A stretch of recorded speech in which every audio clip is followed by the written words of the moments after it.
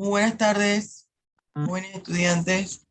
Vamos a dar inicio al curso de Derecho Penal General de la doctora Julia Sáenz. Este es el salón segundo año CB y hoy es viernes 24 de septiembre de 2021. Vamos a compartir pantalla. Ya les comparto y paso lista inmediatamente.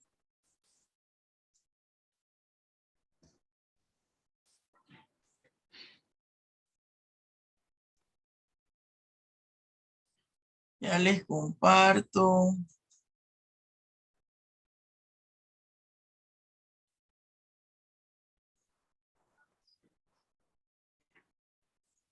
A ver.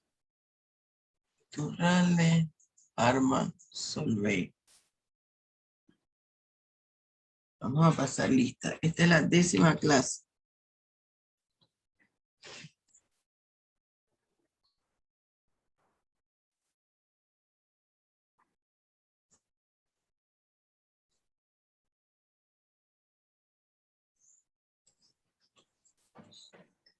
Andrés, Presente, Álvarez, profesora.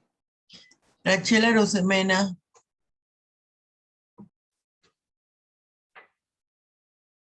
Jenny Batista.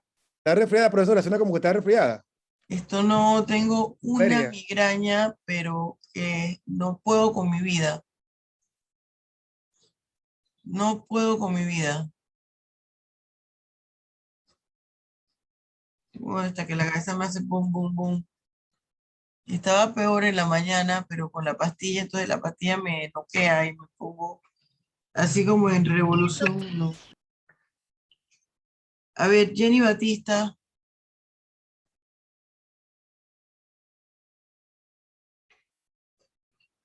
Asael Castro,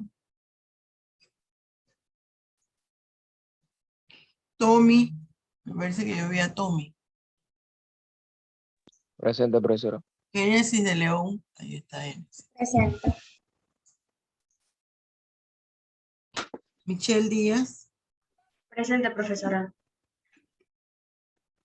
Dermelio, Presente, profesora. María Harman, creo que María entró.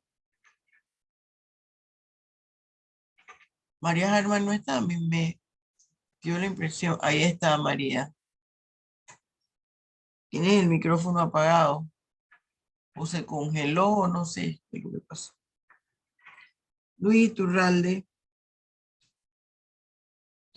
John Mari Joseph, Luis está entrando, John Mari no está.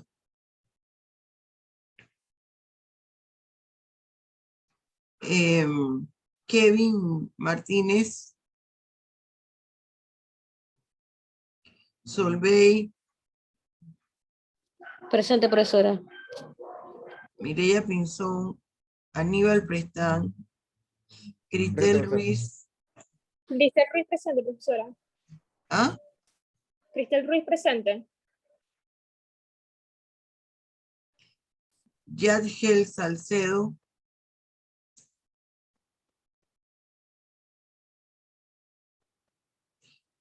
Michelle Souza,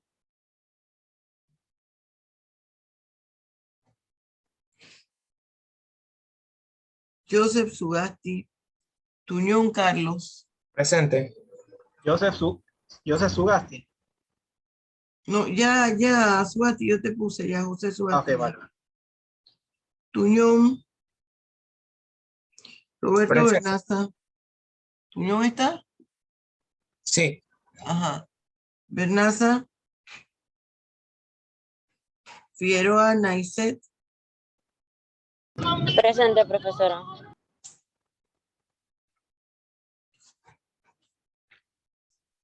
Bien, vamos a dar inicio. Hoy debemos culminar el módulo 2. Explíqueme una cosa. Un momentito.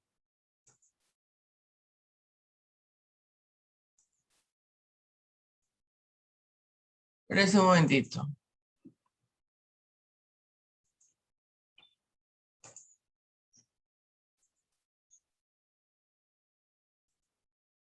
Profesora, antes de que empiece, yo creo que la compañera Rachel Arosemena registró la materia. Para que... Rachel, Sí, correcto. Rachel Arosemena. déjame ponerla aquí. Eso es lo que yo estuve comentando. Retirada.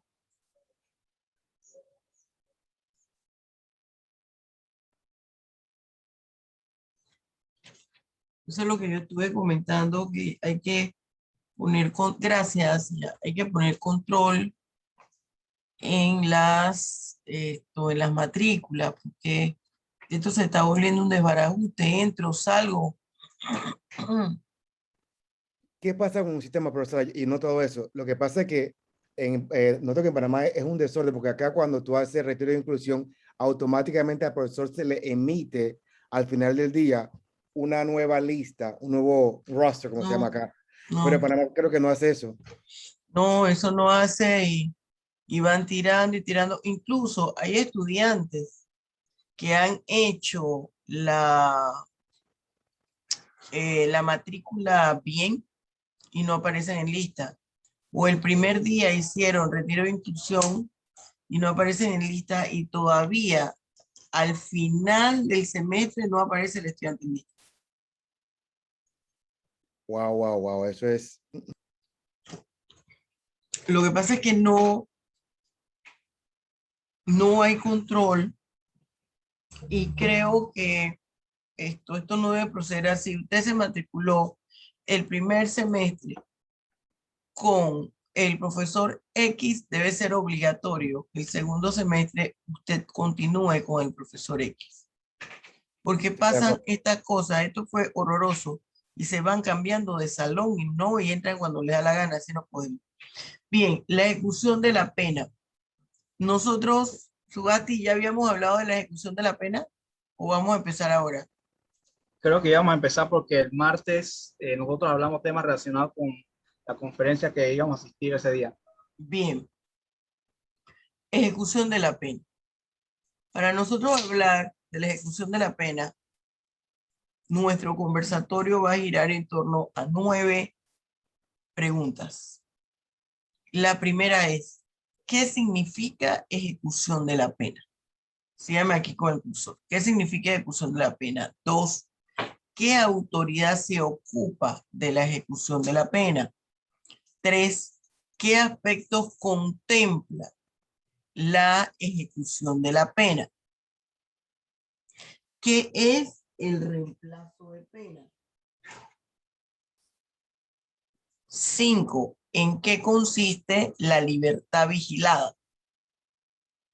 6, ¿de qué se trata el aplazamiento de la ejecución de la pena? 7, ¿a qué se refiere la sustitución de la ejecución de la pena principal? 8, ¿en qué consiste la libertad condicional? 9, ¿cuál es la diferencia entre libertad condicional y libertad vigilada?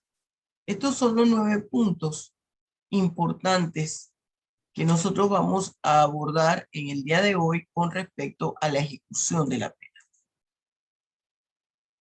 ¿Qué significa ejecución de la pena?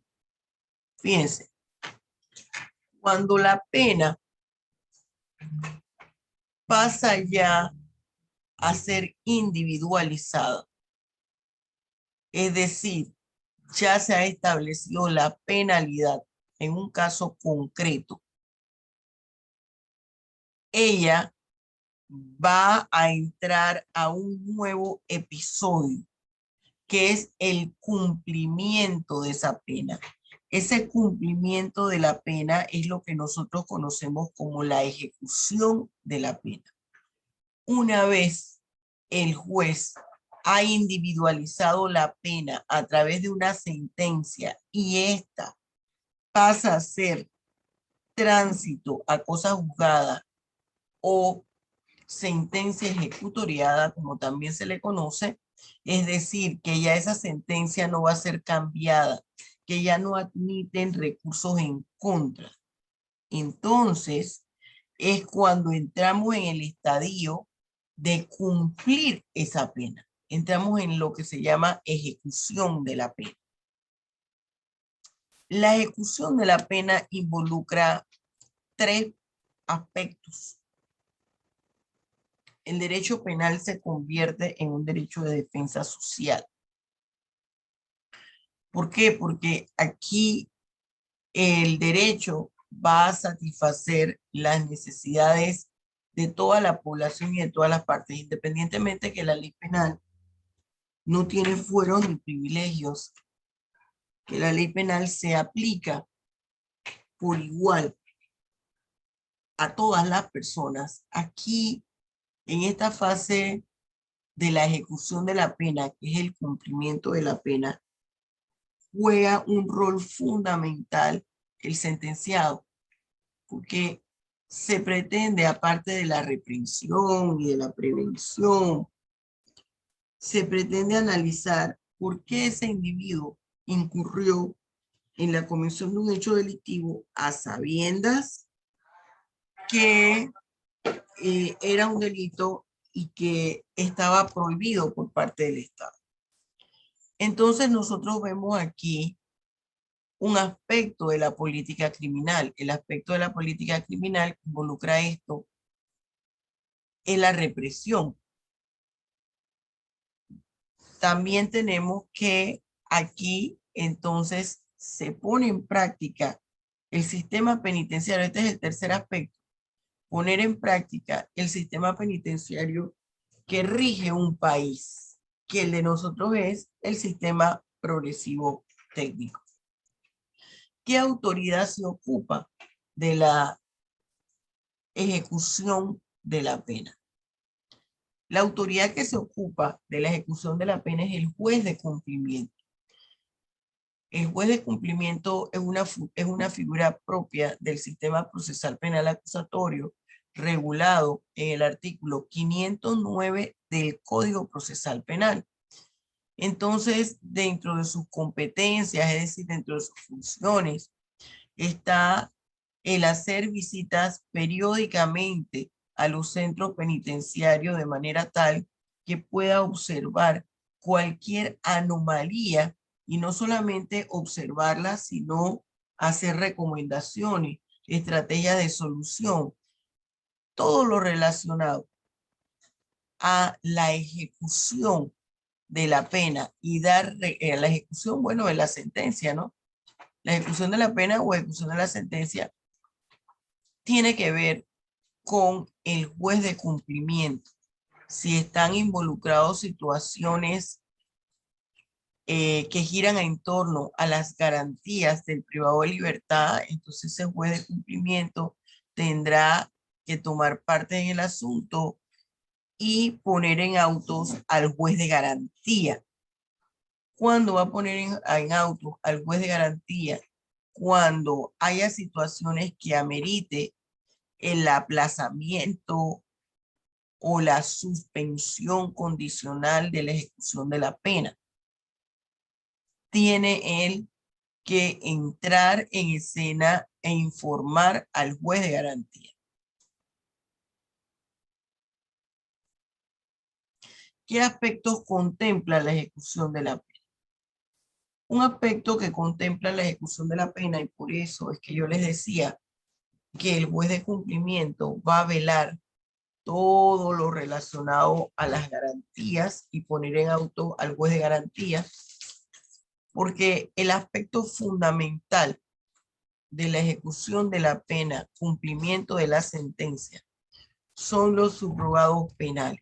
Los subrogados penales son un conjunto de mecanismos jurídicos que tratan de establecer estrategias alternas a la pena de prisión.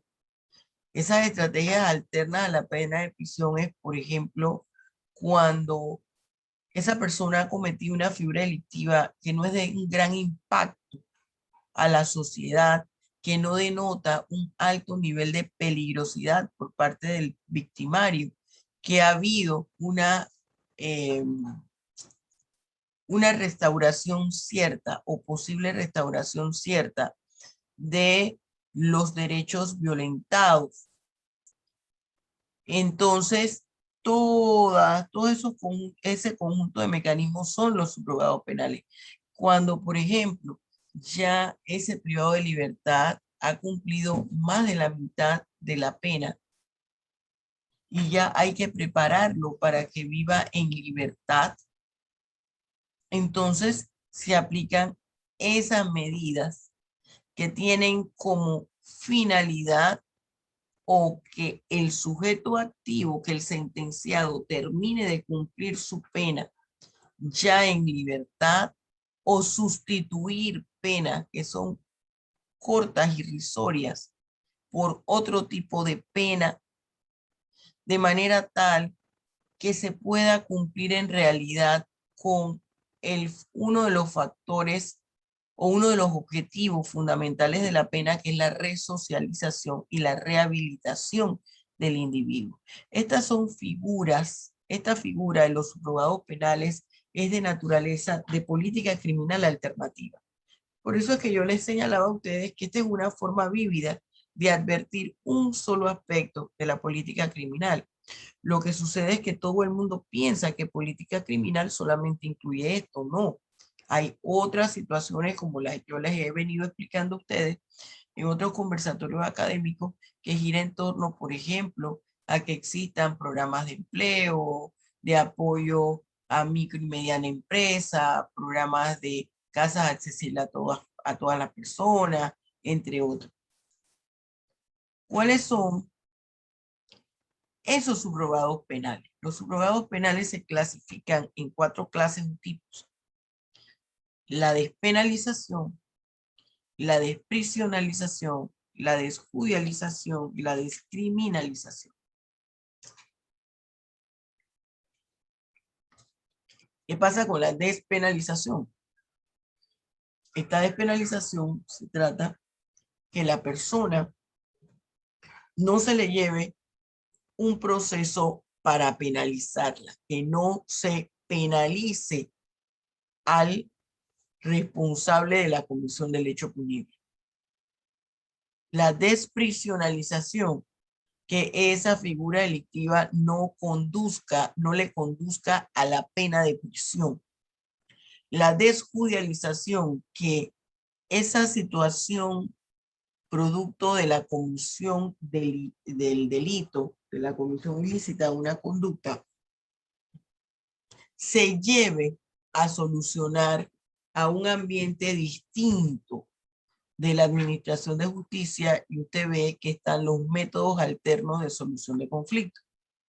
Que si bien es cierto, esto es un aspecto que también se encuentra bajo la tutela de la administración de justicia, no implica que a la persona se le va a seguir un proceso penal como tal y que se va a aplicar el Código Penal. Son otros tipos de medidas. Y la descriminalización es lo que implica aquí que esa figura delictiva no implique un delito, extraerla de los tipos penales. ¿En qué consiste la despenalización? Bien, la despenalización implica, ¿en qué consiste?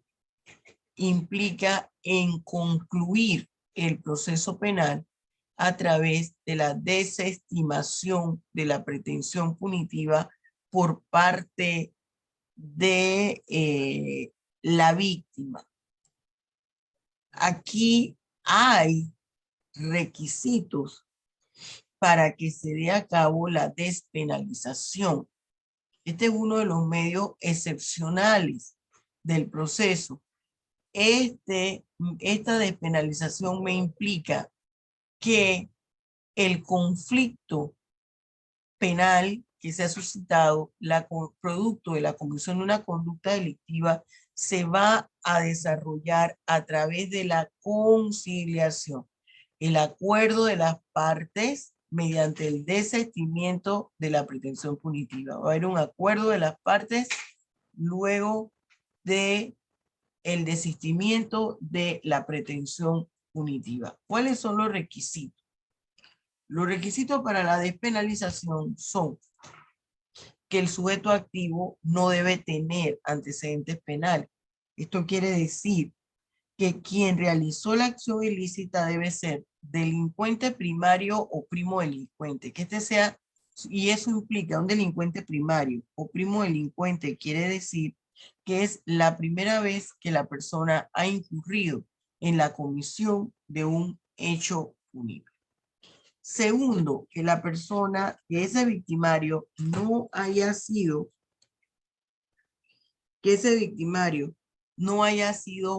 favorecido con esta medida mínimo 5 años antes.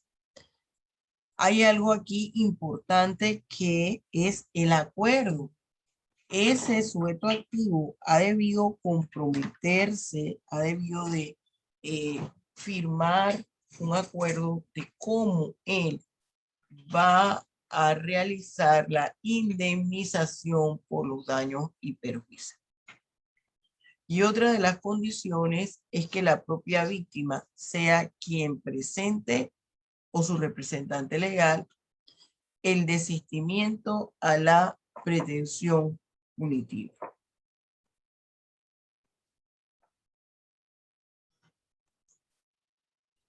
Clases de despenalización.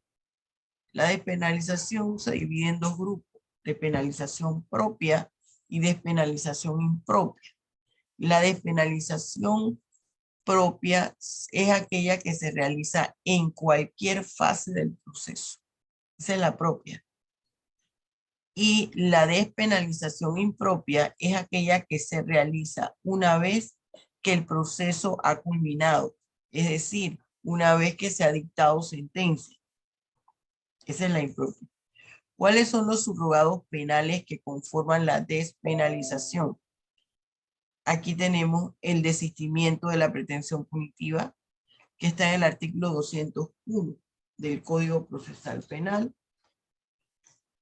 Está el criterio de oportunidad. El criterio de oportunidad que consiste en prescindir de la persecución penal pública.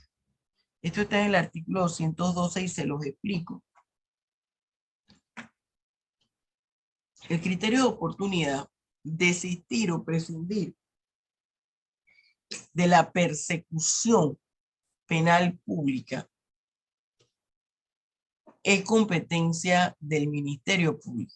Quiere decir ese criterio de oportunidad que el Ministerio Público ha analizado en primera instancia, ha analizado los elementos que involucran ese hecho punible.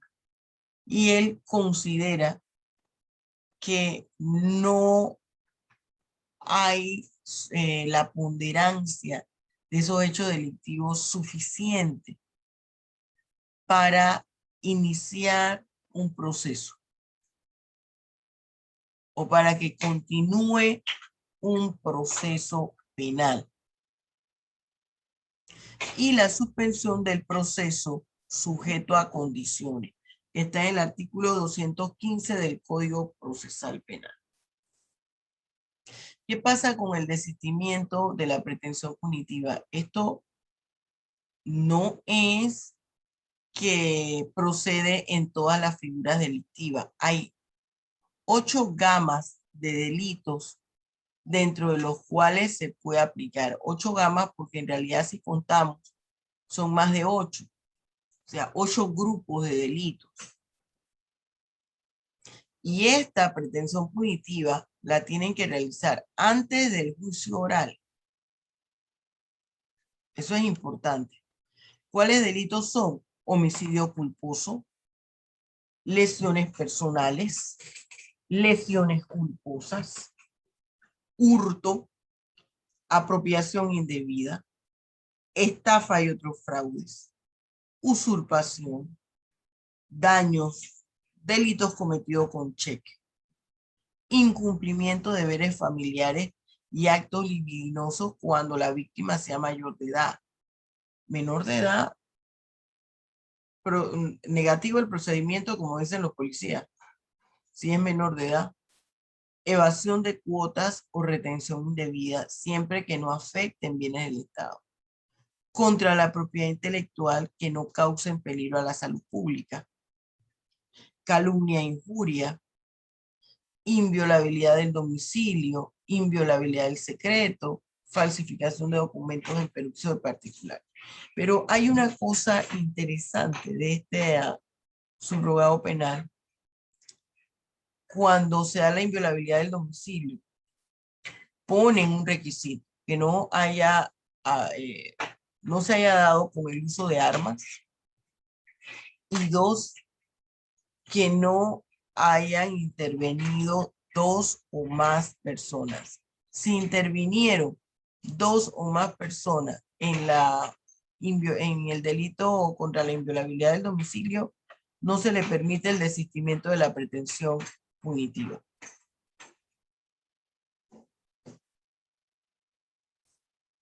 El criterio de oportunidad ya yo se lo mencioné en qué consistía, pero también tiene requisitos.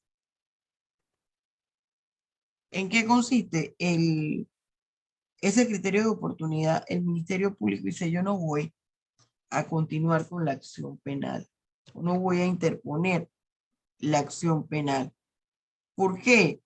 Porque pueden darse cualquiera de estos 3 casos.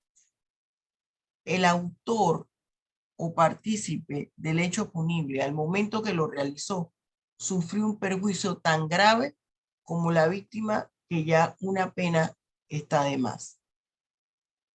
Cuando se trate de un hecho que no afecte gravemente el interés de la colectividad, yo les dije que no tenga un impacto social fuerte, o cuando la acción penal esté prescrita o extinguida.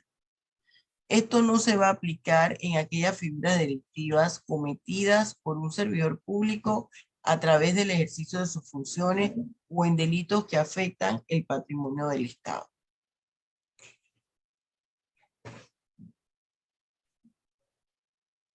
La suspensión del proceso sujeto a condiciones que yo les mencioné arriba, ¿se acuerdan? Bien, ¿cuáles son aquí las condiciones? Antes de ver cuáles son las condiciones, tenemos que ver cuándo procede esta suspensión del proceso sujeto a condiciones. Si se trata de un delito que admita suspensión condicional de la ejecución de la pena, y ya vimos las figuras delictivas que intervienen en el mismo. Que el imputado haya admitido los hechos. Que el imputado haya convenido en la reparación de los daños causados. Esas son condiciones importantes. Ahora, pues esos son requisitos para que se aplique la suspensión del proceso sujeto a condición. ¿Cuáles son las condiciones que le va a poner el juez de garantía? Y si las incumple, se retrotrae el proceso al inicio.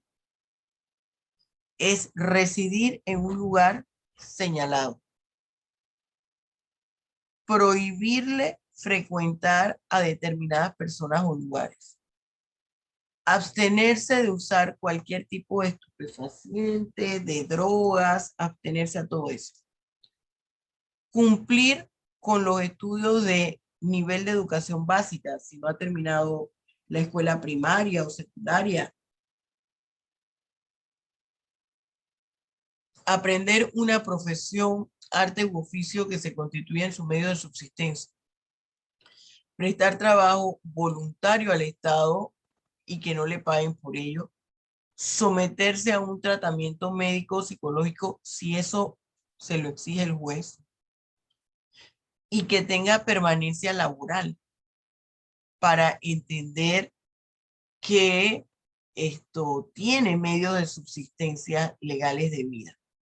Ahora, siempre que a un sentenciado se le imponga alguna condición que cumplir para que se le apliquen los subrogados penales y éste no las lleve a cabo, se le suspende automáticamente esta medida y el tiempo transcurrido en libertad no se toma en cuenta y se retrotrae al día 1 antes de que se le hubiese aplicado la medida. El otro subrogado que está aquí consiste en la desprisionalización. Es el otro subrogado penal. Vamos a ver en qué consiste la desprisionalización. Fíjense, la desprisionalización, este es un subrogado penal que en realidad tiene su origen en el sistema anglosajón. Y lo que señala este subrogado es que es necesario que se le apliquen a las personas otro tipo de medidas directas, diferentes a la pena de prisión. Aquí empezamos con, debido a este subrogado penal, se iniciaron las jurisdicciones especiales en materia penal. Por ejemplo, la jurisdicción penal de menores, que hablaba de aplicar medidas de seguridad que se diera en centros especializados, se observara la buena conducta del menor. Ese fue el primer aspecto de esa desprisionalización. También está, por ejemplo, como desprisionalización, subrogados penales como la libertad condicional y la libertad vigilada. Son subrogados penales de naturaleza penitenciaria.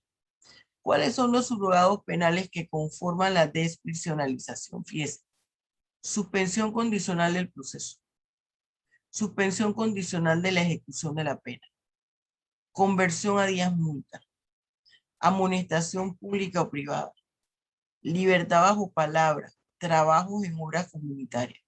Fíjense que a la suspensión condicional del proceso, nosotros le sacamos aquí una flecha y colocamos en un recuadro un signo de interrogación. Eso quiere decir, ¿qué hace esto aquí si ya lo vimos como una forma de un subrogado de despenalización?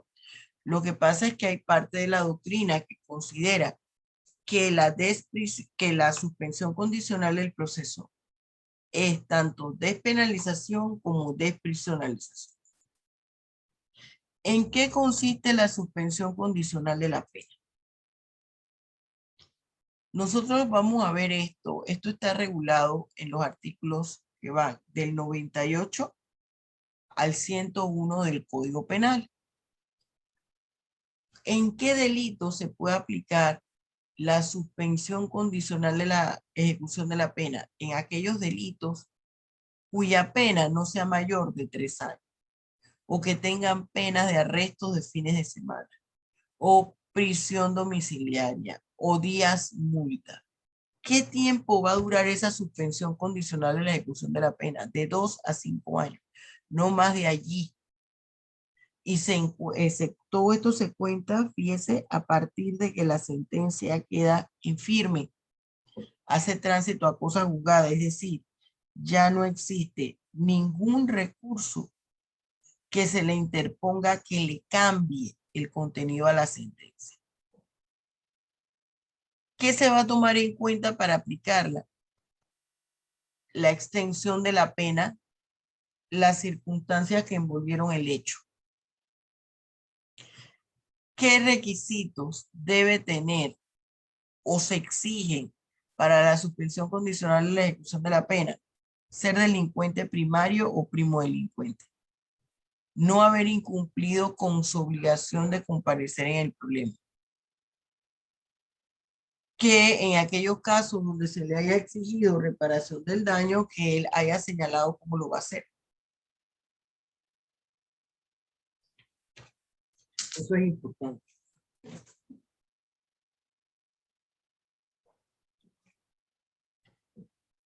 La revocación de este subrogado penal todo subrogado penal que se incumpla las condiciones que le ha puesto la autoridad al favorecido por este subrogado, lo revoca inmediatamente, o que haya incurrido en la comisión de una nueva figura delictiva. Entonces, la revocación trae como consecuencia el cumplimiento completo de la sentencia. Acuérdense que les dije, se olvida el tiempo que la persona estuvo en libertad y otra vez empezamos a contar desde cero. La autoridad competente para todo esto es el juez de cumplimiento. Y si el sentenciado favorecido por este subrogado penal cumplió con todos los requisitos en el tiempo establecido, ya queda exento de la pena.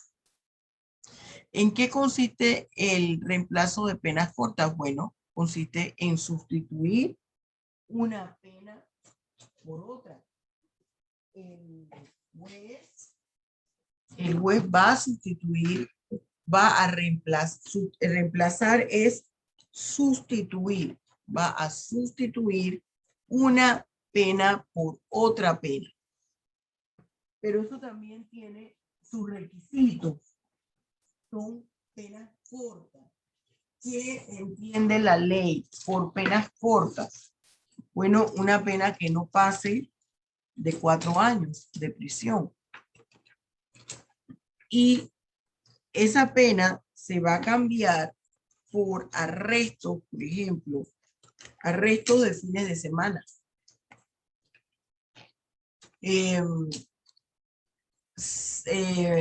Por arrestos de fines de semana, por vía multa o por trabajo comunitario.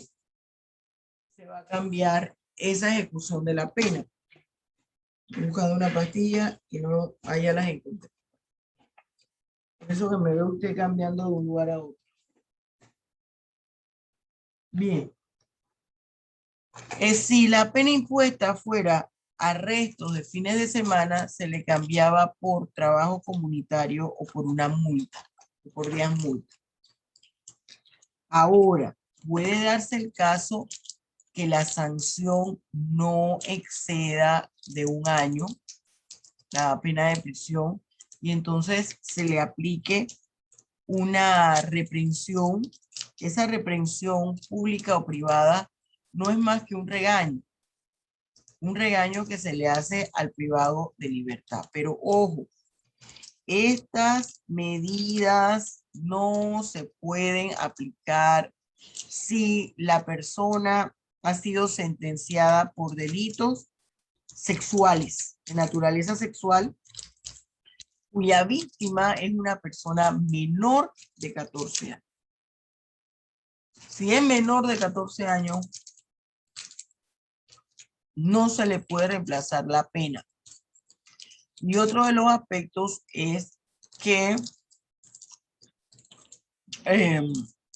se cumpla pues con todos estos requisitos, que esa figura delictiva que ha cometido no tenga un impacto fuerte, no haya tenido una repercusión fuerte, pero se deduce que por una pena tan sencilla no ha tenido ese impacto. Entonces, aquí, nosotros en este artículo 102 tenemos la definición en el segundo párrafo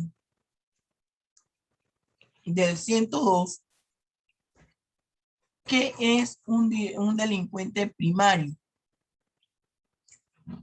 El delincuente primario es una persona que no ha incurrido en la comisión de figura delictiva, pero hay una característica especial, que por esa figura delictiva no haya sido sentenciado. Puede ser que es un carterista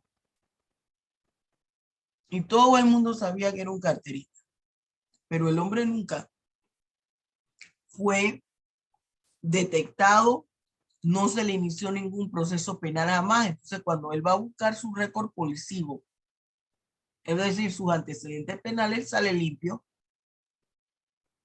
Es primo delincuente. Es delincuente primario porque se toma en cuenta que no haya cometido una figura delictiva mediante la cual se le haya sentenciado. Eso es importante que lo advirtamos. ¿Cuáles son los aspectos que se debe tomar en cuenta en el reemplazo de la pena? Se trata de delincuente primario.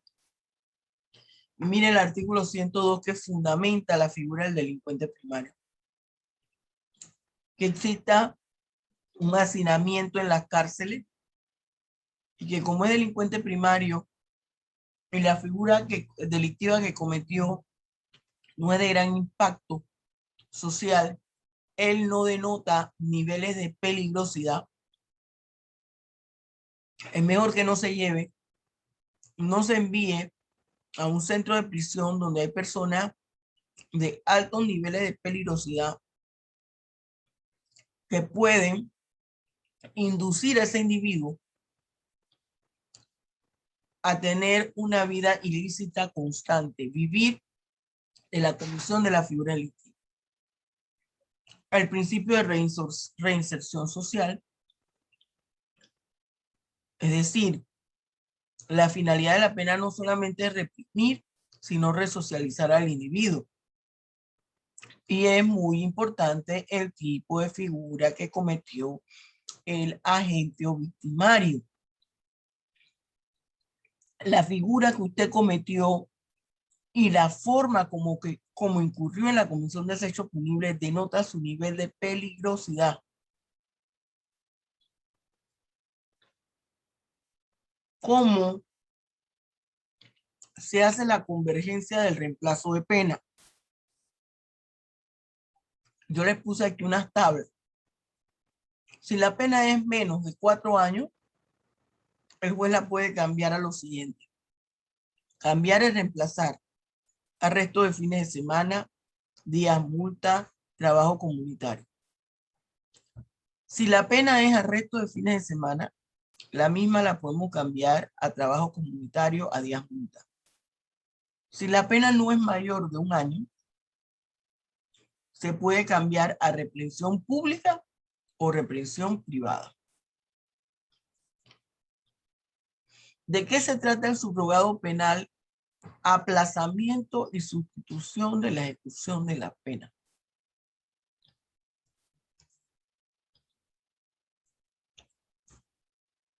Bien, fíjense. Aquí tenemos algo interesante. Una vez establecida la sanción principal, se pueden dar condiciones en el sujeto activo que ameriten que se le cambie el lugar donde ese privado de libertad está cumpliendo su sentencia. O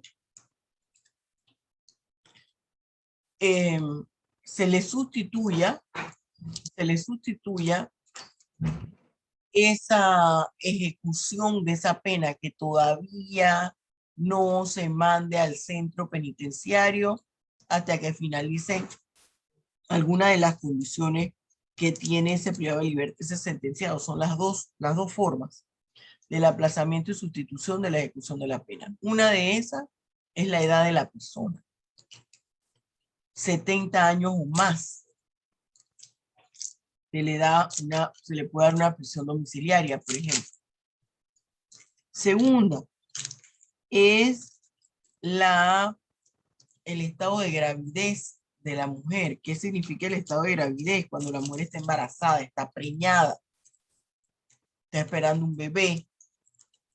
Entonces se recomienda que no tenga el bebé en la cárcel, ¿no? Que lo tenga porque el niño no tiene culpa. El niño no tiene culpa de lo que hizo la mamá. Pero eso finaliza una vez el niño haya nacido y cumplido 1 año de edad, que generalmente ocurre el destete. Entonces, esa mujer tiene que dejar ese niño con alguien, con su papá o algún familiar, y ella va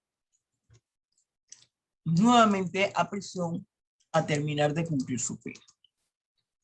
Otra de las situaciones puede ser que ese sentenciado o ese privado de libertad tenga una enfermedad en etapa terminal o se le haya presentado algún tipo de discapacidad tan severo que sea imposible que él mismo pueda realizar todas sus funciones dentro del centro penitenciario. Ojo, pero esto no es nada más porque el abogado dice, mi cliente está enfermo. No. Aquí se necesita un informe de medicatura forense.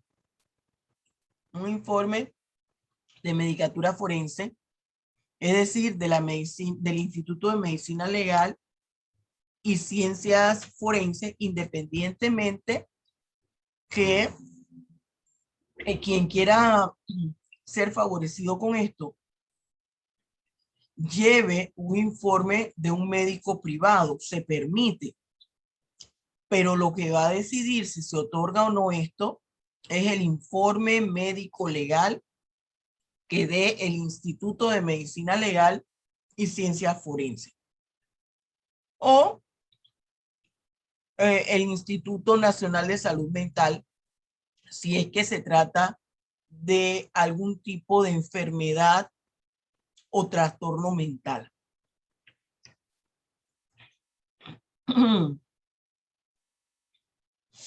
¿A qué se refiere el subrogado de la reprensión pública y reprensión privada? Ya yo les hablé, está en el 112, y esto tiene que ver que se sustituye, se cambia la pena por un castigo.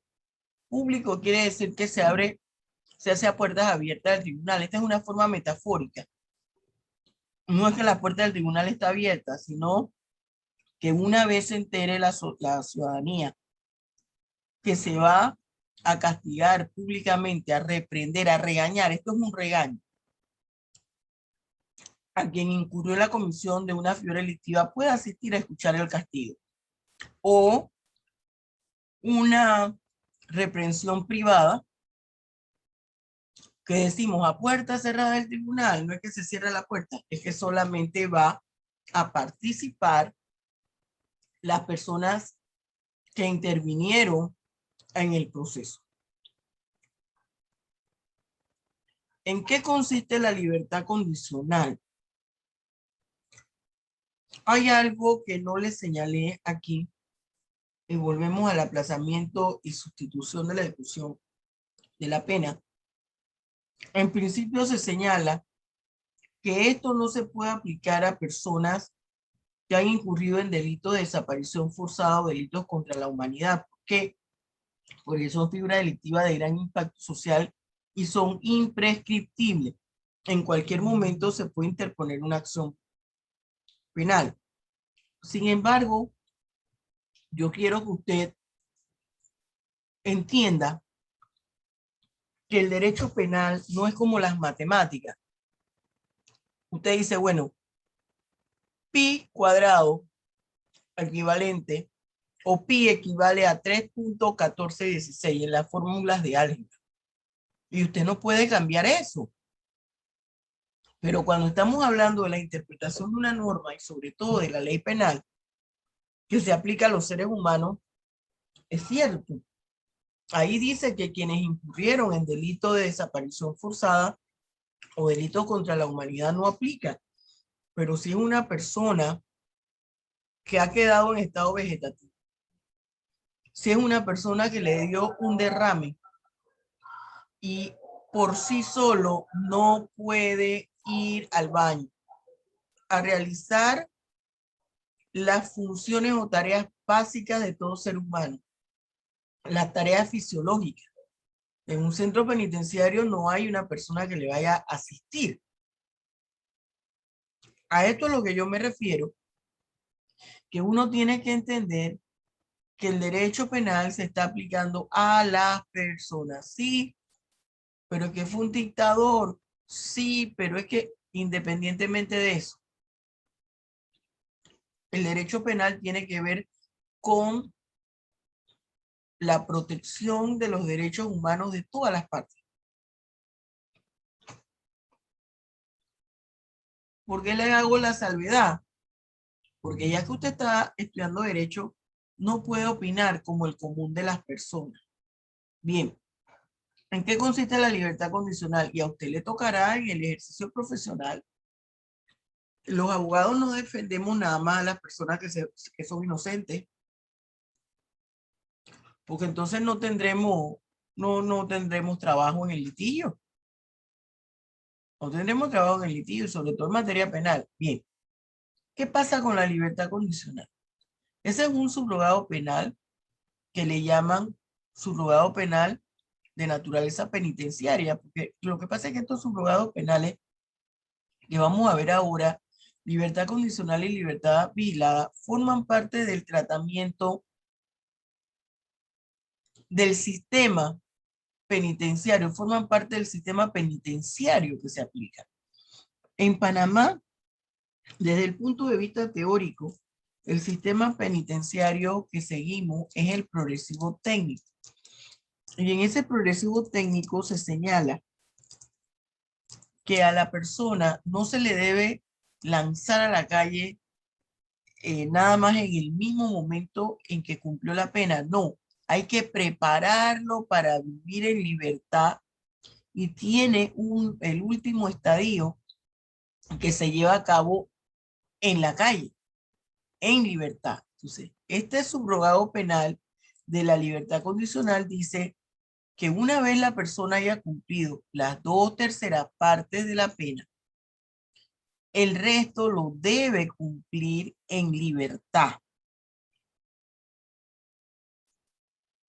Mire, yo le estoy hablando esto y créame que hay cosas que yo no comparto, pero tengo que explicárselas tal cual como están. ¿Cuáles son las características de la libertad condicional? Hay 3 características básicas. El tratamiento, ya les dije, es un tratamiento y forma parte del sistema progresivo técnico. Es un subrogado penal con naturaleza penitenciaria. Y aquí se debe indicar o debe reflejar su avance en cuanto a la rehabilitación como privado de libertad. En cuanto ha disminuido su nivel de peligrosidad. Pero usted sabe una cosa, el privado de libertad es manipulador por naturaleza. Allí solamente hay un 1% que está allí por una mala decisión que tomó. Hay otro 1% que puede haberse dado alguna falla en el sistema, no de corrupción, alguna falla en el sistema. Pero el resto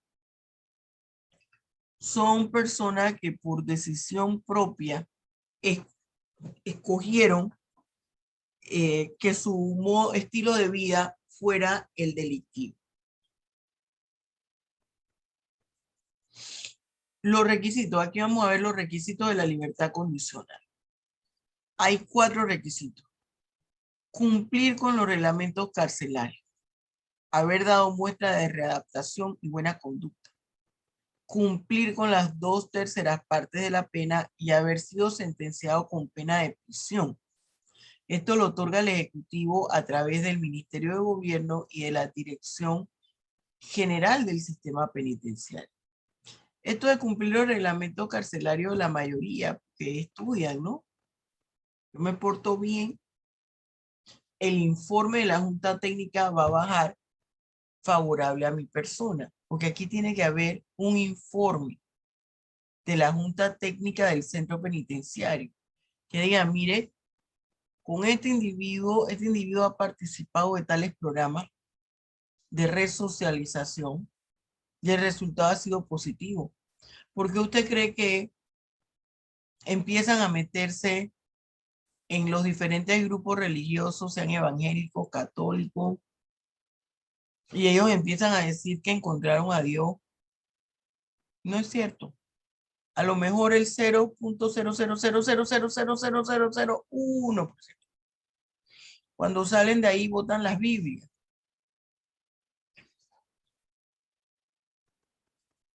¿Qué obligaciones implica la libertad condicional? Bueno, esto me lo establece el artículo 113 del Código Penal. Tiene que mantener una residencia fija. ¿Por qué?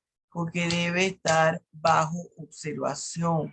No debe cometer un nuevo delito. Estar de acuerdo en encontrarse, que estar bajo observación de la persona u organismo que establezca su órgano ejecutivo.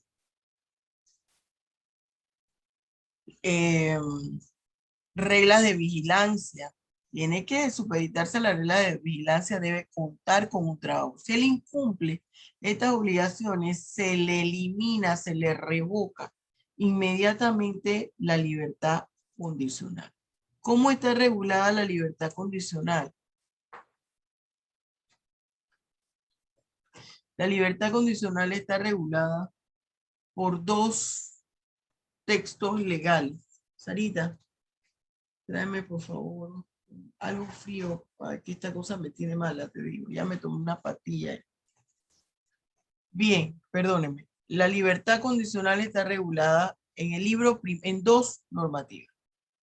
Y varios manuales que tienen que ver con el sistema penitenciario, pero lo que usted debe tener en cuenta es el libro primero del Código Penal, título cuarto, que habla de la suspensión, reemplazo y aplazamiento de la pena.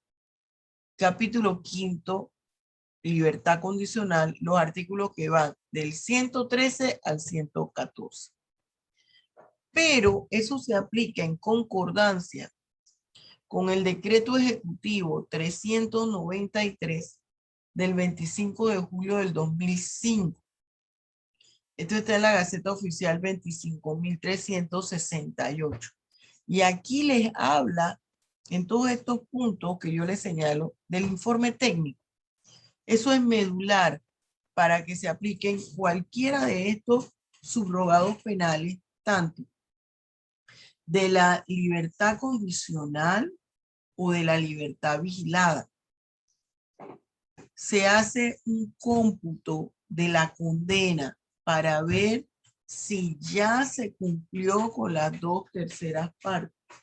Gracias, señor. Para ver si ya se cumplió con las 2/3 partes. Y bueno, hay aquí también, ese privado de libertad va a tener un cuaderno de registro de todo, que es un expediente, se le llama cuaderno de registro, de todo lo que ha hecho él en ese tiempo que ha estado detenido. Producto de ese cuaderno de registro y de las entrevistas que se le hace al privado de libertad, se elabora el informe técnico. Y ese informe técnico no solamente va el cómputo de la condena para ver si califica ya las 2/3 partes, sino todo lo que ha hecho él.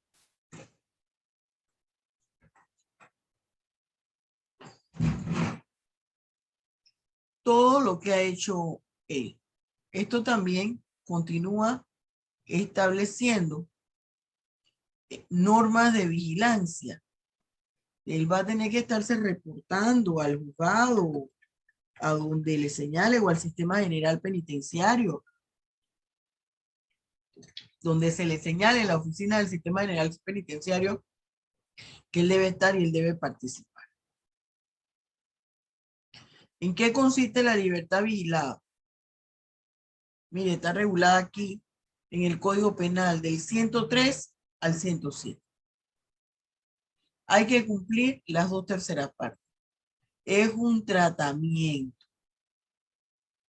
Cuando se aplica que el delito no sea doloso, que no haya cometido delito doloso en 5 años anteriores al momento en que se le va a aplicar esto, que esté elaborando y que haya demostrado niveles de resocialización. Bien, acuérdense, siempre que se incumplen las medidas establecidas, se revoca el subrogado penal. ¿Cuál es la diferencia entre libertad condicional y libertad vigilada? Vamos a la semejanza. Ambos son subrogados penales, constituyen etapas del tratamiento progresivo técnico. Tienen que haber cumplido las 2/3 partes de la pena. ¿Cuál es la diferencia? Que en la libertad condicional se requiere haber pasado por la libertad vigilada. Que en la libertad condicional es un beneficio, la libertad vigilada es un derecho. Y la libertad condicional la otorga el Ejecutivo, es decir, el Ministerio de Gobierno a través de la dirección, en coordinación con la Dirección General Penitenciaria, el sistema penitenciario, y la vigilada la otorga el juez de cumplimiento. ¿En qué consiste la desjudicialización?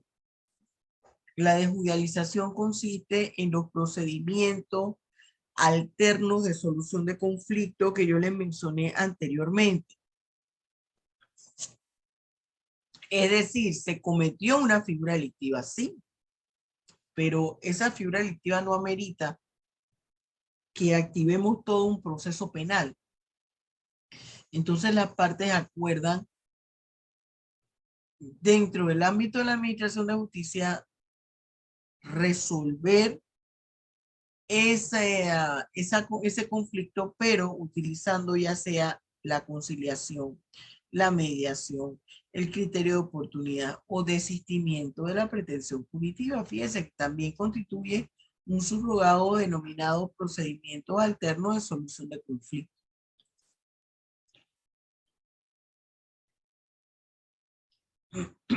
Por ejemplo, yo les voy a tocar, porque esto ya es materia de procesal penal, pero solamente para que usted tenga una referencia y es bueno que usted después la lea y lo estudie. Aquí está conciliación y mediación. En las reglas generales, esta es una forma alternativa de solución de conflictos. Uno de los requisitos básicos es que haya un acuerdo entre las partes.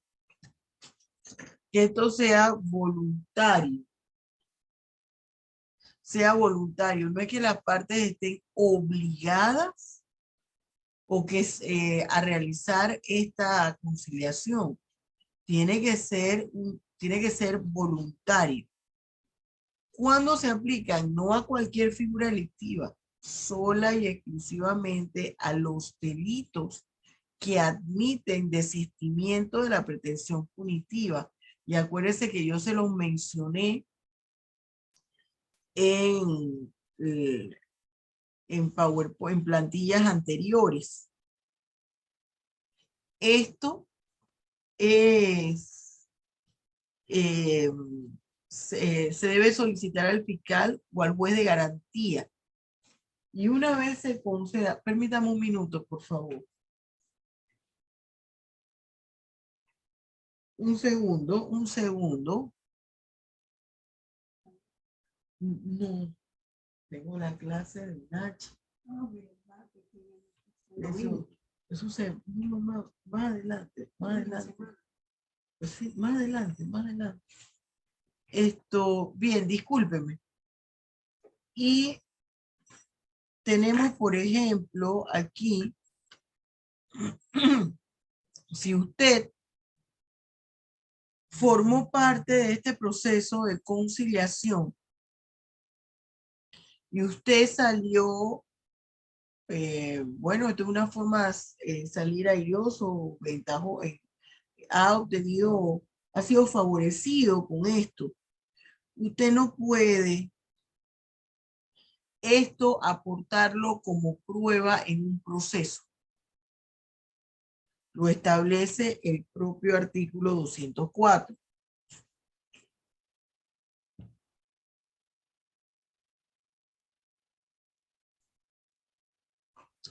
Acá yo le explico, bueno, yo le explico, no, acá está, y mire, todo esto es el Código Procesal Penal, artículo 204, Código Procesal Penal, 206, 207, 208, que regula todo lo que es conciliación, mediación.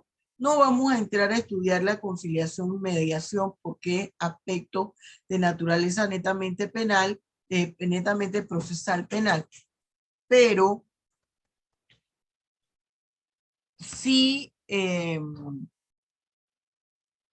yo quiero que usted lo conozca porque es importante, esto está relacionado a los subrogados penales que damos en penal. En el órgano judicial hay un centro alterno de resolución de conflictos. O sea, esto no es que sale de la administración de justicia, está en la administración de justicia, pero no va a la jurisprudencia, a la jurisdicción penal, a la jurisdicción penal.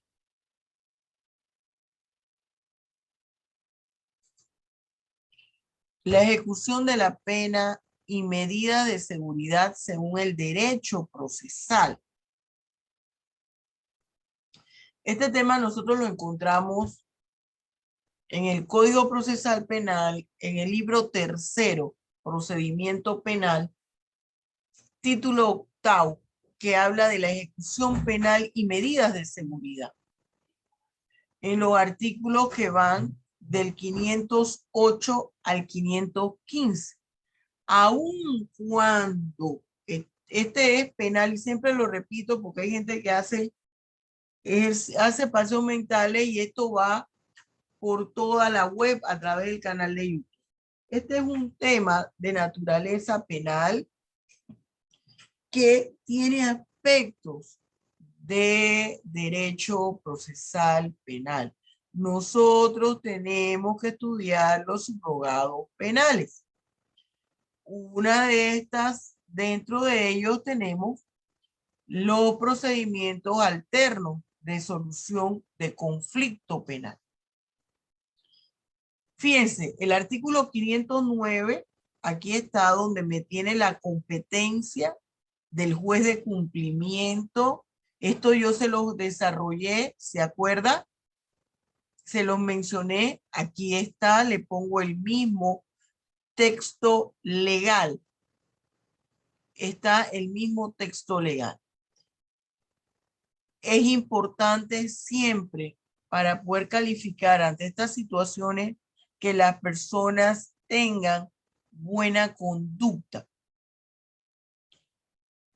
para poder lograr la reinserción social.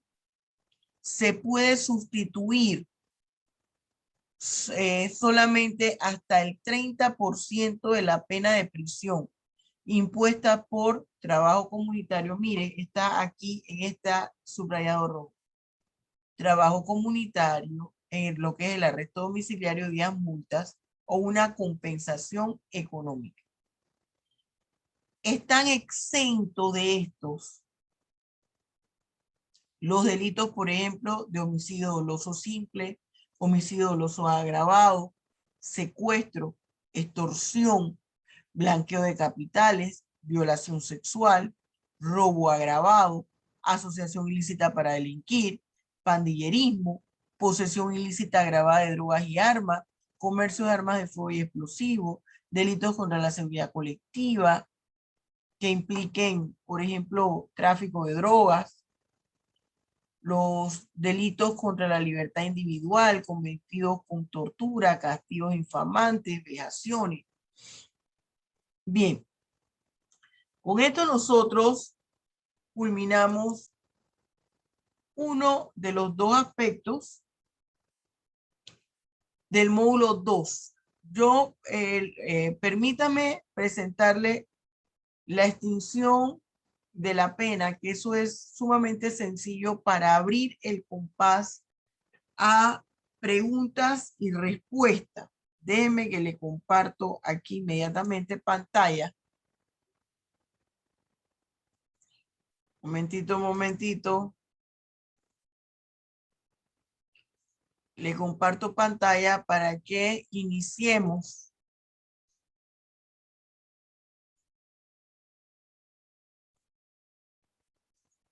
el compás de preguntas y respuestas.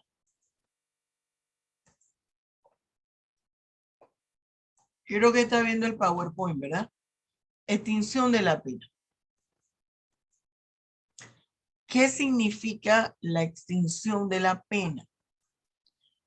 Acuérdese usted que la aplicación de la pena lleva todo un proceso a través de la individualización de la pena, que es la dosimetría de la pena, donde el juez establece la penalidad, luego que hace una valoración de todas las piezas procesales.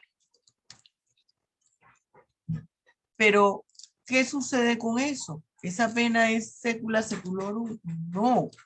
¿Cuándo finaliza la pena? ¿Cuándo se extingue la pena? Y aquí me señala, yo le he planteado ahí, que la extinción de la pena es una situación jurídica de carácter procesal penal. Es la finalización de la pena por algunas situaciones. Y esto está vinculada con la responsabilidad penal. Se extingue con la extinción de la pena, finaliza la responsabilidad penal que el victimario tiene con respecto a la víctima. Esto está regulado en los artículos que van del 115 al 122 del Código Penal. ¿Cuáles son las características de la extinción de la pena?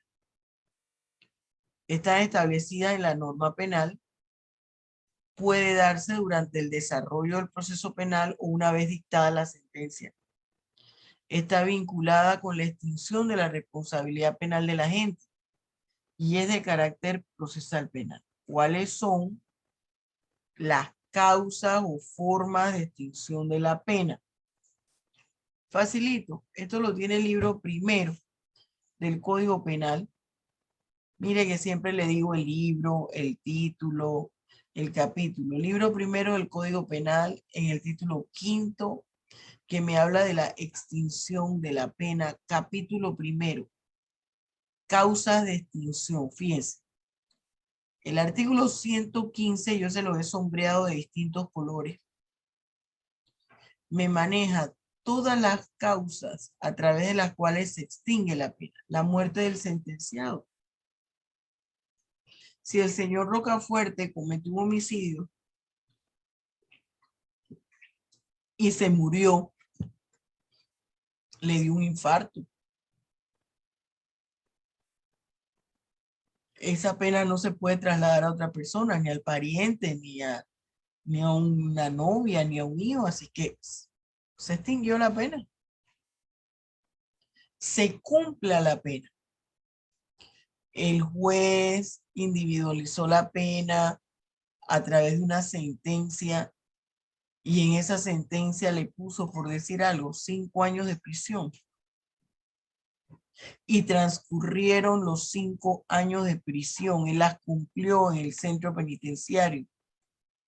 Llegamos a los 5 años, ya la pena se extinguió. Él no va a estar secula seculorum en un centro penitenciario y bueno, él sale de allí y ya su compromiso finalizó. Puede ser por el perdón de la víctima en los casos que ya vimos. En los casos que ya vimos. Por el indulto o por la amnistía, por la prescripción. ¿Qué es la prescripción? Transcurrió ya un tiempo, el tiempo que la ley tenía establecida. Por ejemplo, en la sentencia se había puesto una pena de 20 años. La persona estaba en otro país, prescribió, ya prescribió la pena, transcurrió ese tiempo. Por la rehabilitación. cuando se ha aplicado tratamiento médico, tratamiento terapéutico. Vamos a ver el indulto y la amnistía. Por ejemplo, el indulto y la amnistía son medidas que se toman con respecto que extinguen la pena y están vinculadas a delitos políticos, de naturaleza política. Nosotros no encontramos taxativamente un capítulo que diga delitos políticos. Se entiende que estos están vinculados a aquellas conductas ilícitas que afectan la personalidad jurídica del Estado o que en su momento se entendió que afectaba a la personalidad jurídica del Estado. Sedición, por ejemplo. Son personas consideradas como disidentes políticos que han ganado adeptos en contra del gobierno de turno. Ahora, esa es una forma del delito político. Hay otro aspecto del delito político en que a la persona se le hacen imputaciones de cargos por figuras delictivas comunes.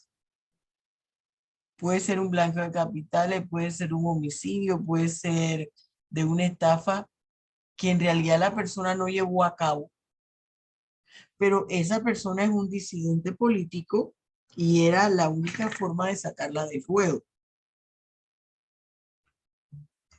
Ahora,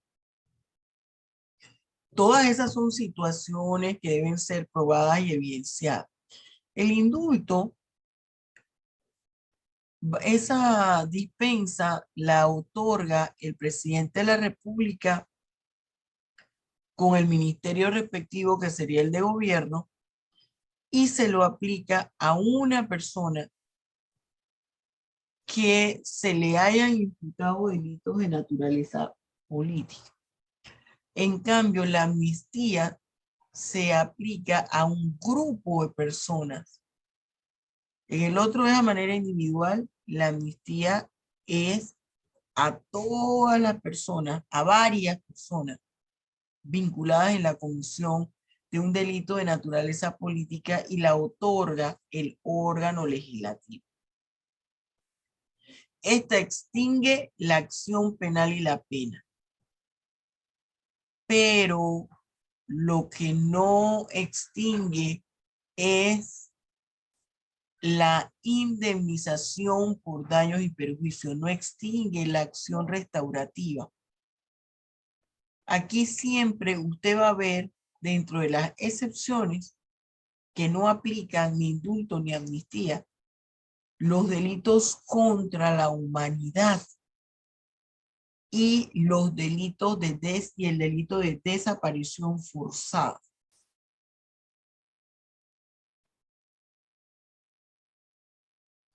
En esta transparencia yo lo que hago es explicar lo que les expliqué, ir uno por uno de estos puntos que les expliqué yo sin mover esta transparencia donde está el Código Penal. Yo los desarrollo aquí, ya se los expliqué, por eso voy a saltarla. Cuando prescribe la pena, el tiempo de prescripción está en los artículos del 119 al 122 del Código Penal. Voy a empezar por cuáles son los delitos que no prescriben: el delito de terrorismo, los delitos contra la humanidad, el delito de desaparición forzada. ¿Qué me dice el 119? Cuando prescribe la pena privativa de libertad, cuando se ha cumplido el término de la sentencia que ya está en calidad de ejecutoriada. Si la sentencia decía 5 años de prisión, por ejemplo, y transcurrieron esos 5 años, ya esa pena prescribió.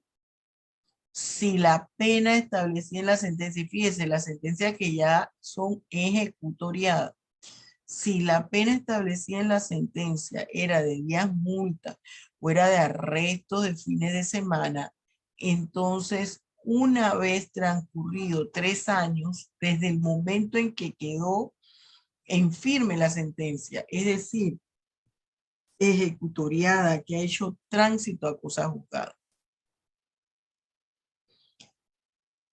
¿Qué puede interrumpir el tiempo de prescripción?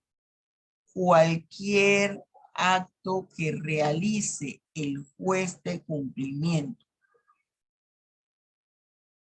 Si uno de ellos, por ejemplo, es el pedido de extradición, eso va a interrumpir el tiempo de prescripción, pero hasta 1 año. Hasta 1 año. Ahora, hay que tener cuenta una cosa. Se extingue la pena, pero eso no quiere decir que se impide el comiso de todos los instrumentos con los cuales se llevaron a cabo las conductas delictivas. Esta parte que yo les voy a dar, que siga a continuación, y quiero que esté atento, no solo porque es penal, independientemente si usted vaya a ejercer la carrera, la vaya a seguir o no, usted debe saber esto. Cuando ocurre una figura delictiva, se van a dar 2 aspectos. Se sanciona a la persona que cometió el delito, que se va a sancionar con una pena, luego de haberse llevado el proceso penal, seguido el proceso penal. Y esa pena va a estar regida por el Código Penal. Pero hay un aspecto importante, jóvenes, que es la acción penal. Cuando la víctima, o qué tiempo tiene la víctima para interponer la acción penal, y eso es propio del Código Procesal Penal. Entonces, cuando yo sé que cuando yo sé que puedo interponer mi acción penal.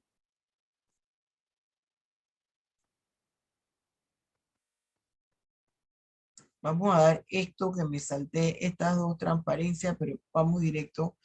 Cuando yo interpongo la acción penal, fíjense, yo tengo para interponer, que ahí es quien interpone la acción penal. Yo tengo para interponer la acción penal el tiempo de duración, tengo que irme al tipo de figura delictiva. Yo tengo que irme al tipo de figura delictiva. Por ejemplo, si yo me voy al delito de homicidio, yo me tendría que ir al tipo penal básico, por ejemplo, está en el 131, y me fijo la pena máxima que tiene. Y la pena máxima que tiene mi tipo penal de homicidio es 20 años. Quiere decir que yo tengo 20 años para interponer la acción penal. ¿Contados a partir de cuándo? Contados a partir del momento en que se realizó el hecho punible. Si la persona es víctima del delito de violación, por ejemplo, violación carnal, entonces usted tiene que irse al tipo penal de la figura delictiva y se fija la pena máxima del tipo penal básico, es decir, el que no tiene agravante. Fue delito de violación. ¿Qué me dice aquí? De 7 a 12 años. Quiere decir que usted tiene hasta 12 años para interponer esa acción penal, pero se recomienda que no transcurra tanto tiempo. ¿Por qué? porque las evidencias están en el cuerpo de la víctima y pueden desaparecer, que vaya inmediatamente que ha ocurrido el hecho sin bañarse. Es incómodo, pero eso es lo que se debe realizar. Cuando son menores de edad, los que han sido abusados penalmente, el tiempo para interponer la acción penal se cuenta a partir de que el menor es mayor de edad, ya sean los 8 años, los 10 años, los 12 años, la cantidad que sea, a partir del momento en que la persona es mayor de edad. Extinción de la acción penal. ¿Cuándo se puede extinguir la acción penal? Por la muerte del imputado, por desistimiento de la víctima, por la prescripción, amnistía en los casos de delito político, cumplimiento total del acuerdo de indemnización del pago, de indemnización por daños y pérdidas. Fíjese, aquí está en un plazo igual al máximo de la pena de prisión, lo que yo les acabo de decir, hasta cuando usted tiene al vencimiento del plazo de 3 años, cuando no son penas privativas de libertad, cuando son delitos, por ejemplo, como peculado, enriquecimiento injustificado, delitos patrimoniales contra cualquier entidad pública, al doble del plazo del término. Vamos a decir que dijera 8 años. Sería entonces a los 16 años.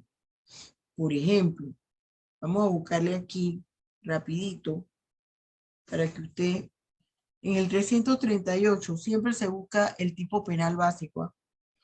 Nunca se, y aquí yo se lo tengo. Cuando le hablo de extinción de la acción penal, ¿qué tiempo tiene usted para interponer la acción? Lo primero que tiene que hacer es buscar el tipo penal de la figura delictiva cometida.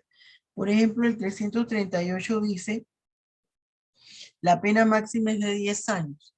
Y aquí me dicen que el doble del máximo. Entonces se tendría hasta 20 años para interponer la acción en delito de peculado. ¿Qué pasa con el enriquecimiento injustificado, delitos patrimoniales? Por ejemplo, si nosotros nos vamos, delitos patrimoniales contra cualquier entidad pública, ¿no? El enriquecimiento injustificado está en el 351. Mi tipo penal básico me habla que el máximo es 6 años, entonces estaríamos hablando, como es el doble del máximo, 12 años. Pero hay figuras delictivas que no prescriben. ¿Cuáles son las que no prescriben? Terrorismo, delitos contra la humanidad, el delito de desaparición forzada. Vamos a ver aquí.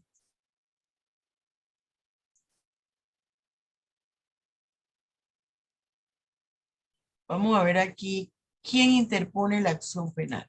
Fíjese, la acción penal la interpone en principio la persona afectada, ¿no? La víctima. Pero esto lo regula el libro primero del Código Procesal Penal. Fíjese que también hago yo alusión al título, al libro y el capítulo. El libro primero, Disposiciones Generales del Código Procesal Penal, título cuarto, que me habla de la acción. Capítulo primero, la acción penal, sección primera, la regla general. La acción penal en términos generales es tutela del Estado a través del Ministerio Público. Es decir, que la acción penal es de naturaleza pública. Pero ¿qué sucede? Hay figuras delictivas que sola y exclusivamente la puede interponer la víctima. Hay otras figuras delictivas que necesita la víctima interponer la querella o la denuncia, la acción penal, pero ya el proceso sigue de oficio. Es decir, la víctima no puede decir, ay, yo me arrepentí. No. Y hay otros delitos que solo con que el Estado, es decir, el Ministerio Público, escuche qué ocurrió. Está escuchando por las noticias un fiscal que un vecino en la barriada Rocafuerte llamó que hay fuertes olores en la casa contigua y no han venido las autoridades, y llama al canal, a los medios de comunicación, y van a su casa y sale por la televisión. La autoridad puede proceder inmediatamente. Entonces, ¿cómo yo sé? Me voy a estos artículos, por ejemplo, al 112. Me detalla cuáles son los delitos que se requieren de instancia privada, pero esa acción pública, el proceder del Ministerio Público depende de que el afectado vaya e interponga una denuncia o una querella. ¿Cuáles son? Acoso sexual y abuso deshonesto cuando la víctima sea mayor de edad. Delitos contra la inviolabilidad del secreto del domicilio. Estafa y otro fraude. Apropiación indebida. Usurpación y daño. Falsificación de documentos en perjuicio de particulares. Delitos de fraude de energía eléctrica o de agua. ¿Cuáles son los de instancia netamente privada? Delitos contra el honor, competencia desleal, expedición de cheques sin fondo, revelación de secretos personales. ¿Qué quiere decir? Que aquellos delitos que no encontremos en el 114, en el listado del 114, o en el listado del artículo 112 del Código Procesal Penal, procede de oficio, solo con que tenga denuncia. Usted no ha visto aquí homicidio en ninguno. Mire el ejemplo que yo les di. Está el fiscal desayunando y prende el televisor y está viendo lo que está pasando, el vecino que se está quejando, y eso está dentro de su jurisdicción. Inmediatamente puede proceder. El vecino se está quejando que hay un olor insoportable en la casa contigua, que todos los vecinos han estado llamando a las autoridades y nadie viene. Puede inmediatamente proceder.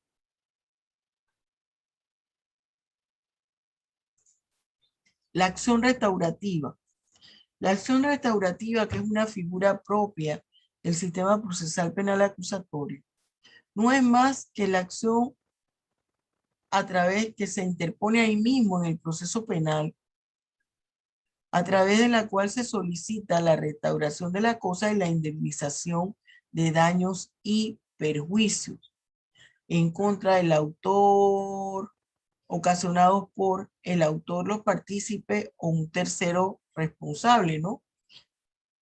El indulto y la amnistía, mire, no afecta el derecho de la víctima para ejercer la acción restaurativa.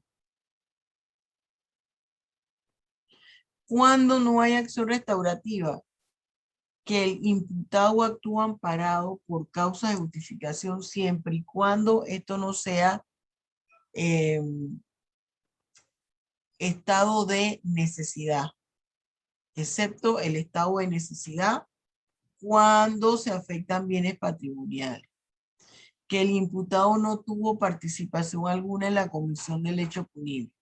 Que el hecho que se le atribuye en realidad no se cometió. Es importante que lo tengamos en cuenta. Bien, con esto nosotros hemos culminado el módulo 2.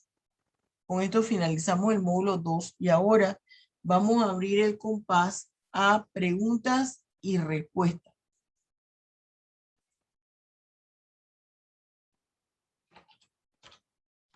A ver, todo está tan claro como el agua de los Alpes suizos que para qué pregunto. O todo está tan confuso. Me perdí en algo, profe. Dime.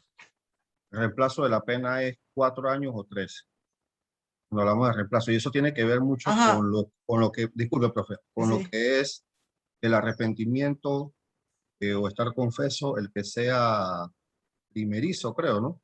Sí, el Y primo delincuente primo o delincuente delincuente, correcto. primario. Todo eso va unido, ¿no? Para que se dé este Pues, hecho del reemplazo de la ajá, pena. todo eso. Pero entonces 3 o 4, profe. Menos de 4. O sea, si De tienes 40. 3 años, califica. Si tienes 3 años y medio, califica. Menos de 4. Gracias, profesor. Profesora, ¿y si está rehabilitado también? ¿Cómo es rehabilitado O Solvay? sea, que hizo, ay, ¿cómo le explico? Que hizo, o sea, estando preso, terminó ¿cómo es Es su que escolaridad? No se puede. ese es uno de los requisitos. Ese es uno de los requisitos, Solvay. Profesora, el 119 solamente aplica a extranjeros. La segunda parte, cuando dice que 119, para ese momento. 119, El 119, a ver.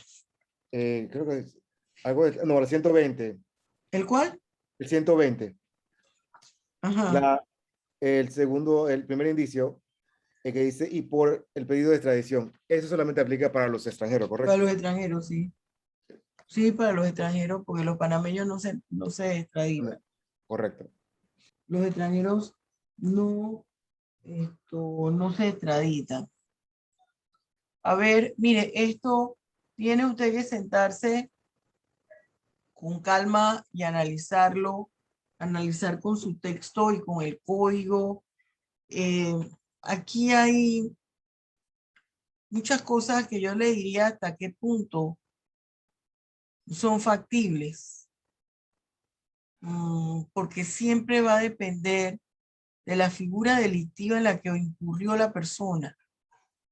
No es lo mismo, siempre les he dicho, un delito donde hubo violación carnal, se mató a la víctima, se descuartizó, a una persona que mató a otro de un solo tiro porque se estaba defendiendo. Son dos situaciones totalmente diferentes. No es lo mismo un carterista que esa persona que entra a la casa asaltando a mano armada. Por ejemplo, la libertad condicional que yo le señalaba y la libertad vigilada, el privado de libertad, es manipulador por excelencia. Por eso ellos se meten, y eso no ocurre nada más en Panamá, en Estados Unidos, en Alemania y en todas partes. Ellos todos encuentran a Dios. Ellos inmediatamente, porque la presencia de los grupos religiosos es fuerte en los centros penitenciarios. Y todos los privados de libertad, ellos saben. Ellos manejan más la libertad condicional y la libertad vigilada que nosotros mismos. Ellos saben, ya en mi tercera parte, tengo que ver mi cómputo de condena. Consígueme el cómputo de la condena y ellos lo saben. Y ellos van caminando para allá. Que se haya rehabilitado con un signo de interrogación. Que en realidad encontró al Señor, hay excepciones. Pongo también un círculo de interrogación. Una vez un profesor llevó unas fotografías cuando él salía del centro penitenciario y ver a sus clientes. Él va hasta su carro y allí tenía lo que estaba comiendo y dijo, no me lo voy a llevar aquí, voy a botarlo. Y se orilló el carro y tiró allí la comida. Dice, ¿qué fue lo que vi? Él le tomó foto y la presentó. El poco de Biblias tiradas ahí en los basureros, porque ya salía, eso tuvo su cometido. Ahora, también hay otras situaciones, ¿no? Hay algunos que se involucran sentimentalmente con el privado de libertad, porque el privado de libertad inmediatamente detecta las debilidades de las personas. Por eso es que el personal penitenciario debe reunir un perfil y se les exige que no tenga ningún tipo de discapacidad física. ¿Por qué el privado de libertad ve que un director, por ejemplo, tiene un pie más largo que otro, una pierna, y lo que nosotros llamamos cojea? Inmediatamente le ponen un mote, el cojo, y eso ejerce una presión psicológica sobre el director y le resta autoridad. No pueden estar tampoco con perfumes muy fuertes, ropa apretada. No se debe tener tatuajes, porque el privado de libertad está en reeducación y todo eso hay que hablar. Usted no debe tener tatuajes, los tatuajes tienen una simbología. Pero algunos expertos dicen, bueno, eso es estigmatizar. No, tenemos que hablar la realidad. Usted se pudo haber puesto un tatuaje joven porque, bueno, el muchacho o la muchacha pensaba que estaba ahí, que estaba a la moda y se lo puso. Perfecto. Yo siempre le digo a los jóvenes, no se ande tatuando en lugares visibles porque cuando pasa el tiempo y usted madura, ya eso ni a usted le llama la atención. Pero el privado de libertad está viendo que de una vez se crea historias en su mente. Mujeres que dirigen los centros penitenciarios, es muy duro para una mujer dirigir un centro penitenciario. Hay ropa que no debe usar y por eso se recomienda que mujeres dirijan centro penitenciario de mujeres, varones dirijan centro penitenciario de varones. Y eso no tiene que ver nada con feminismo y que la mujer no está empoderada. No, no hay nadie que hable más del empoderamiento de la mujer que yo. Es que son las situaciones propias de la naturaleza del ser humano. La persona puede enamorarse. Y usted me puede decir, pero profesor, lo desviado sexual. Bueno, eso es otra cosa. Y eso hay que evitar, porque un director de un centro penitenciario o todo el personal que trabaja en un centro penitenciario está en el proceso de educación de esa persona, reeducación, y todas las conductas que él haga con respecto al privado de libertad, él siempre va a ser el victimario y el privado de libertad la víctima. Eso es importante que lo tomemos en cuenta. Materia penal es muy compleja. Materia penal se vincula con todo lo que es procesal penal, derecho penitenciario, derecho constitucional, las garantías del privado de libertad. Eso dice la norma. Usted le tiene que proteger los derechos tanto a la víctima como al victimario. ¿Usted cree que se le quiere proteger los derechos a un violador? No. Pero la norma dice que hay que protegerlo.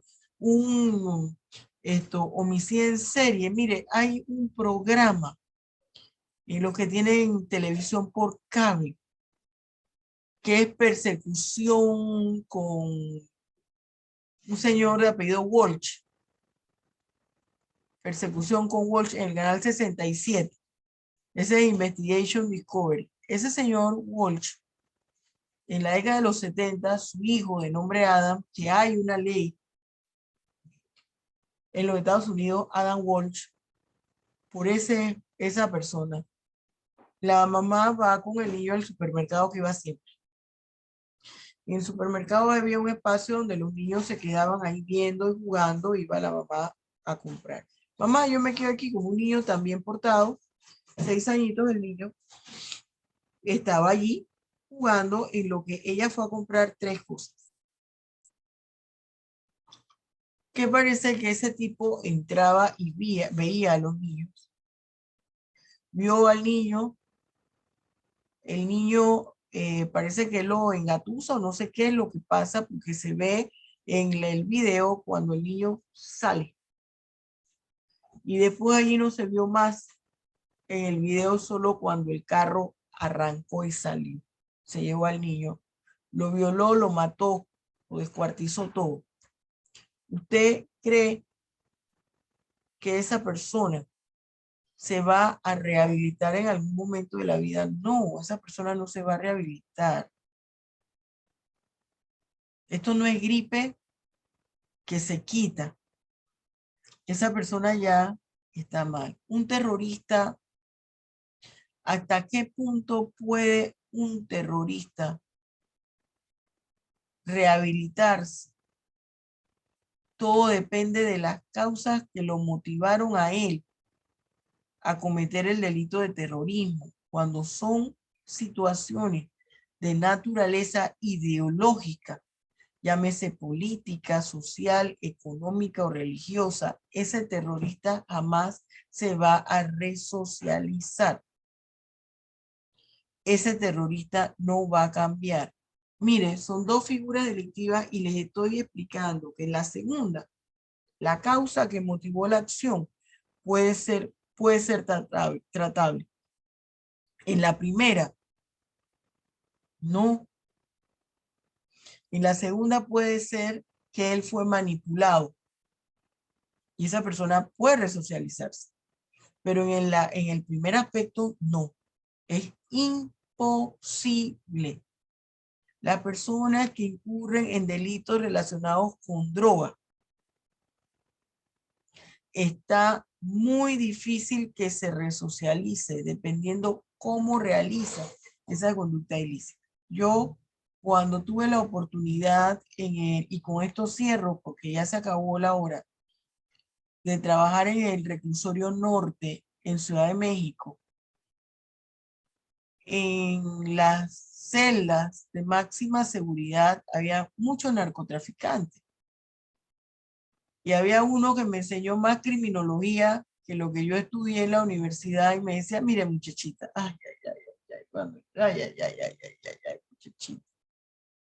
Usted sabe, el narcotraficante que no lo agarra. ¿Por qué agarran a los narcotraficantes? Fue que me dijo, yo digo, ya viene este señor con su tontería.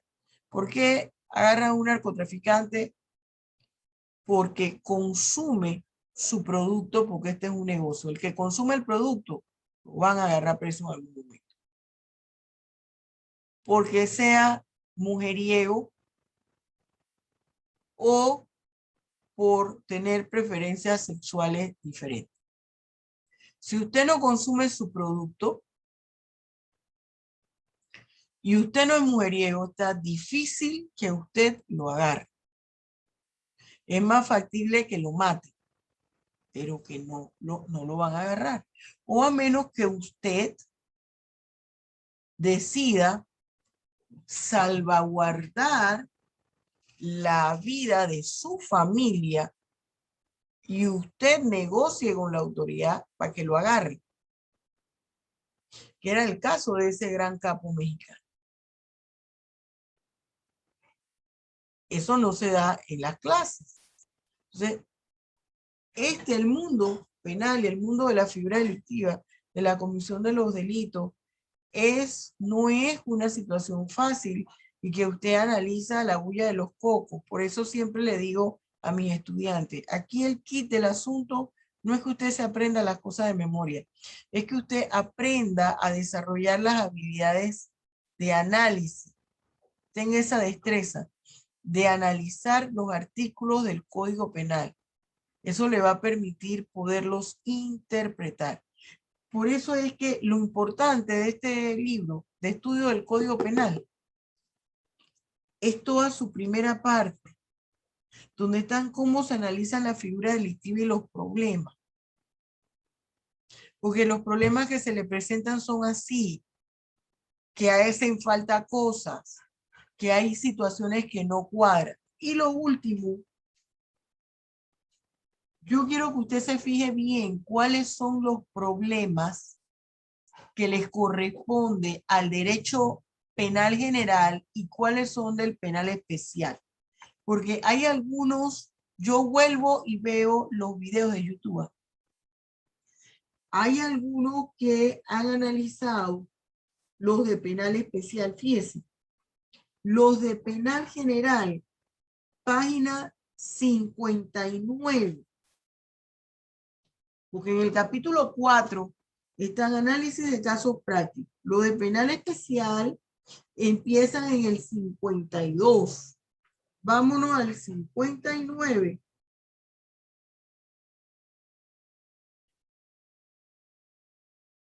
Fíjense, en el 58 dice, análisis de casos enfocados al derecho penal general, práctica forense. Y empiezan todos los problemas. Tengo una pregunta, profesora. Ajá. Creo que me estoy adelantando porque yo en el 23 se puede una persona que promueve un delito vinculado a la propiedad intelectual, que solamente yo lo veo como que la profesora Luna Luna está comercializando eso, está promoviendo eso. Y yo pensé en que ella cometió también ese delito de la propiedad intelectual, que Ajá. está en el 88, pero también me voy, y no sé si no estoy correcto, al artículo 392, que habla del tráfico y recepción de cosas provenientes del delito. Por eso yo como en mi análisis, ella como profesora incurre todavía en un delito todavía más Más grave, porque ella no grave. tenía que ponerse en eso. Ok, por eso yo le puse, le puse el delito de, creo que es el 238, de propiedad intelectual, y le agregué este del artículo 392. Porque ella no tenía que ponerse en eso. En eso ella no tenía que ponerse. Promoverlo. Está comercializándolo, anyway, indirectamente. Claro. Muy bien, jóvenes. Entonces, estudie, por favor, para la próxima semana. ¿No? Empezamos el martes. Acuérdense que es semana y media de evaluación, es decir, 3 clases y nos podemos ir hasta 4 clases. No falte para que todos estén evaluados y ya usted tenga su calificación. Yo se la doy ahí mismo y todavía hay gente que me está entregando la sumativa primera. Acuérdese que ya entonces eso sustituye lo que usted iba a entregar al blog, y la tercera sumativa me la va a entregar al correo electrónico, porque eso es un peregrinar con ustedes, con algunos. Bien, jóvenes, que tenga buen fin de semana y en el transcurso del día o si no mañana, dependiendo cómo yo me sienta, les subo el programa de la clase del día de hoy. Hasta luego. Dios los Gracias, bendiga profesora, que se sienta ricamente. mejor, que se sienta Bien, mejor. gracias.